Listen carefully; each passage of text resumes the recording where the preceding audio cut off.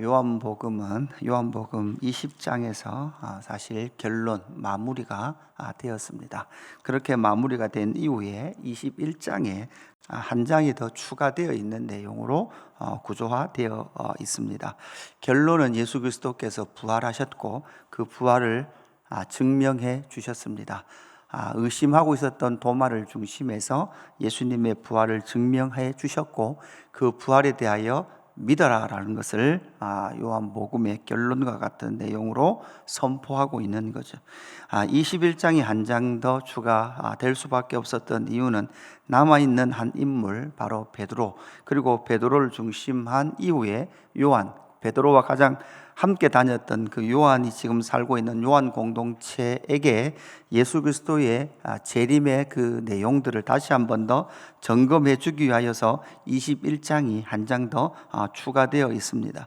그러니까 남아있는 한 인물, 결론 20장에서는 도마가 중심 인물이었다면 이제 예수님과 베드로로 카메라가 옮겨오게 되는 거죠. 어디에서 만나게 됩니까? 갈릴리 바다에서 바로 예수님께서 제자들을 만나시고 베드로와 함께 대화하는 장면이 나타나게 되는 거죠. 상황은 이렇습니다. 예수님께서 부활하셨습니다. 부활하셨음에도 불구하고 제자들과 계속 함께 계시지 않죠. 중간중간에 나타나시고 오늘 본문에도 보니까 14절 마지막 절에 세 번째로 예수께서 나타나신 것이라 이렇게 말씀하고 계시죠. 부활하신 이후 한 40여일 동안 계시면서 한 3번 정도 나타나셨다 이렇게 기록을 하고 있습니다. 그런 사이에 그들은 이 시몬 베드로를 중심하여 이 제자들은 더 이상 예루살렘에 머물러 있을 수 없었습니다. 그래서 오늘 2절에 보니까 이런 시몬 베드로와 디두모라는 도마와 갈릴리 가나 사람 나다나엘과 세베대 아들들과 또 다른 제자 둘이 함께 있더니 3절 시몬 베드로가 나는 물고기를 잡으러 가노라 이렇게 선언하고 있는 거죠. 그래서 물고기를 잡으러 가 있는 베드로에게 예수님은 부활하신 예수님은 나타나시는 거죠. 베드로 문제를 해결해야만 했습니다. 왜 그렇습니까? 예수님께서 잡히시기 전에 베드로는 예수님께서 무엇을 고백했습니까? 당신을 떠나지 않겠습니다. 목숨을 다하여 당신을 따르겠습니다 라고 이야기할 때 예수님께서 네가 나를 부인할 것이다, 3번 다 굴기 전에 부인할 것이다 라는 그 말씀을 따라 베드로도 역시 예수님께서 십자가 신문 받으실 때에 3번이나 부인했던 그 사건이 아직 정리되지 않은 채로 남아 있었던 거죠.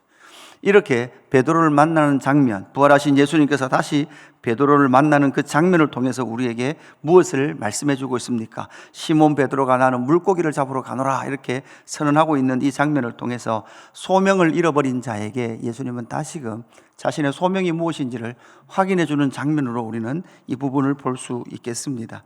소명을 잃어버린 자에게, 다른 말로 해보면 사명을 잃어버린 지금 베드로에게, 그리고 그의 친구들 함께 가 있는 예수님의 제자들에게 부활하신 예수님께서 다시 한 번 더 그들의 소명이 무엇인지를 확인시켜주는 장면으로 이 장면을 한번 같이 묵상해 보기를 원합니다. 먼저는 소명을 잃어버린 자에게 확인시켜 주는 것이 무엇입니까? 물고기가 없다라는 것을 확인시켜 주시는 거죠.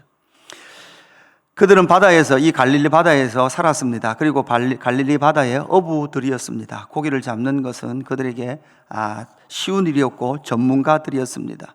그런데 오늘 3절 후반절에 보니까 배에 올랐으나 그날 밤에 아무것도 잡지 못하였더니 날이 새어갈 때에 이렇게 기록을 하고 있죠. 그러니까 날이 새어가도록 그들은 무엇을 하고 있습니까? 고기를 잡았지만 고기를 잡지 못했다라고 말씀하고 있는 거죠. 예수님께서는 그들을 갈릴리 바다에서 다시 만난다라는 이 장면은 사실 예수님께서 제자들을 처음 만났던 장면, 요한복음에서는 유대 광야에서 세례 요한의 회개 장면에서 그들을 만났지만 마태, 마가, 누가복음에서는 그들을 갈릴리 바다에서 처음 만나면서 그들이 고기 잡고 있을 때 그들을 만나셨던 거죠. 복음서에 보면 많이 예수님께서 갈릴리 바다에서 제자들을 만날 때는 언제나 고기를 잡지 못하고 있을 때 만나셨어요. 고기를 잡지 못할 때 만났고 그들을 불렀고 제자로서의 삶의 그 사명, 소명을 가지고 살도록 요구했음에도 불구하고 또 지나면 그들은 어디에 가 있었습니까? 바다에 가 있었고 물고기를 잡고 있었습니다. 부활하신 예수님을 만난 이후에도 그들은 다시 어디로 돌아가 있었습니까? 바다로 돌아가 있었고 물고기를 잡고 있었습니다. 그리고 그 상황 가운데에서 언제나 고기를 잡지 못하고 있는 그 상황 가운데에서 지금 예수님은 다시 그들 가운데 찾아가 주셨던 거죠. 그러면서 무엇을 확인해 주고 계시는가? 바로 고기를 잡지 못하고 있는 상태를 그들 가운데 확인시켜 주시고 빈배인 것을 확인시켜 주시는 거죠. 이것은 무엇을 말씀하고 있습니까? 결국은 하나님의, 예수님의 그 소명 앞에 서지 않는 그 삶은 결국은 빈배의 삶이다라는 것을 우리에게 다시 한 번 더 확인시켜 주는 거죠. 예수를 따라가는 삶, 예수를 따르는 그 삶이 바로 진정한 삶이다라는 것을 우리에게 알려주고 있는 거고, 소명을 잃어버린 그 삶은 결국 빈배의 삶이다라는 것을 다시 한 번 더 우리에게 알려주고 있습니다. 두 번째는 그 소명을 잃어버린 자에게 무엇을 말씀하고 있습니까? 주님의 명령을 따라 고기를 잡고 있다라는 것을 우리에게 인식시켜 주고 계시죠. 5절에 보니까 예수께서 이르시되 얘들아 너희에게 고기가 있느냐 대답하되 없나이다. 6절 이르시되 그물을 배 오른편에 던지라 그리하면 잡으리라 하시니 이에 던졌더니 물고기가 많아 그물을 들 수 없더라. 이렇게 말씀하고 있습니다. 이 장면을 우리가 예수님의 말씀을 따라하면 고기를 많이 잡는다라는 의미보다는 계속해서 복음서에서 예수님께서 이들을 부를 때 너희는 앞으로 무엇을 낚는 어부가 되리라? 사람을 낚는 어부가 되리라 라고 말씀하셨던 예수님께서 이제 너희가 앞으로 잡을 그 고기는 그 이름 무엇이자 바로 사람을 낚는 어부가 될 것이고 그 사람을 낚는 어부, 그 어부의 삶을 앞으로 살게 될 것인데 이것이 바로 너희 가운데 준 소명이다 라는 것을 확인시켜 주시는 거죠. 153마리, 153마리를 잡았습니다. 11절 끝에 보니까 이렇게 기록되어 있습니다. 이같이 많으나 그물이 찢어지지 아니하였더라. 그래서 사실 이만큼 많이 잡으면 원래는 그물이 찢어져야 돼요. 그런데 여기서 그물이 찢어지지 않았다라고 말하는 것은 잡은 고기에 비해서 그물이 찢어지지 않았다, 이 표현을 통해서 결국은 앞으로 사람을 낚는 어부가 될 것이지만 아무리 많이 잡아도 사실 이 그물은 어떤 그물일까요? 찢어지지 않는 그물이 될 것이다 라고 말씀하고 있는 거죠. 자기가 잡기 원했던 그 고기를 잡지 못하는 빈배인 삶을 보여주신 이후 이제 앞으로 너를 사람 낚는 어부가 되게 하겠다라고 선포하셨던 예수님께서 결국 여러분 주님이 잡기를 원하는 방법을 따라 주님이 원하는 것을 잡고 주님이 원하는 것을 잡을 때 그 그물은 결코 찢어지지 않았다라는 것을 우리에게 보여주고 있는 모습입니다. 그래서 소명을 잃어버렸던 베드로와 그의 친구들, 예수님의 제자들에게 다시 한 번 더 예수님은 그들을 처음 만났던 그 모습처럼 다시 사람을 낚는 어부의 그 삶으로 그들을 부르고 계시더라라는 것을 오늘 이 본문에서 우리가 보게 되는 거죠. 결국은 이렇게 소명을 잃어버린 자에게 세 번째 기억나게 하시는 예수님이다라는 것을 우리는 다시 한 번 더 확인하게 됩니다. 사실 이 21장의 이 제자들의 모습, 부활의 예수님을 만난 이후 제자들의 모습은 그들이 이미 3년 반이라는 예수님의 공생의 기간 동안 예수님과 수많은 일들을 경험했고 예수님의 표적을 보았고 예수님의 말씀을 들었습니다. 예수님을 모르는 게 아니에요. 수많은 예수님과의 그 추억이 있었고 그 가장 많은 추억이 있었던 장소가 어디였을까요? 갈릴리 호수, 갈릴리 바다였을 것입니다. 그들의 삶이 깃들어 있었던 자리도 바로 갈릴리 바다였습니다. 그들의 삶이 깃들어 있었고 예수님과도 가장 많은 추억이 있었던 곳이 바로 갈릴리 바다였습니다. 그리고 그 물고기 역시도 앞에서 말씀드렸듯이 언제나 물고기를 잡지 못하고 있을 때 예수님은 찾아오셨고 그들을 부르셨습니다. 베드로 역시 야고보 역시 그물을 버려두고 예수님을 따르기도 했었습니다. 그러나 또다시 바다로 돌아와 있는 그들에게 예수님께서 너희에게 무엇을 가르쳐 주었고 너희에게 무엇을 보게 했으며 너희에게 무엇을 명령했는지에 대하여 다시금 기억나고 확인시켜 주시는 마지막 장면인 거죠.